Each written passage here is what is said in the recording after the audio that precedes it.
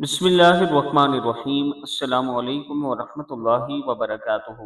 صبح کے وقت یعنی صبح نماز فجر کے وقت یہ دعا جو حضرت علی علیہ السلام کی ہے، یہ 3 مرتبہ پڑھیں۔ اس کا فائدہ آپ کی اولاد نیک ہوگی، آپ کے رزق میں اضافہ ہوگا، گھر میں سے لڑائی جھگڑے انشاءاللہ ختم ہوں گے۔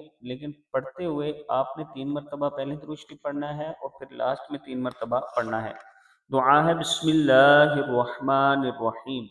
الہی کفا be عزن in اکون look Abida وکفا be فخرا ان تکون لی ربا انت کما احب فاجعلنی کما تحب۔ پھر پڑھ لیں الہی کفا بعزن ان اکون لک عبدا وکفا بی فخرا ان تکون لی ربا انت کما احب فاجعلنی کما تحب۔ میرے معبود، میری عزت کے لیے یہی کافی ہے کہ میں تیرا بندہ ہوں، اور میرے فخر کے لیے یہی کافی ہے کہ تو میرا پروردگار ہے۔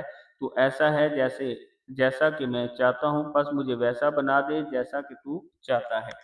صبح نماز فجر کے بعد یہ دعا آپ نے کثرت کے ساتھ پڑھنی ہے، اور اگر کثرت سے نہیں پڑھ سکتے تو کم سے کم 7 مرتبہ یا 3 مرتبہ پڑھ لیا کریں۔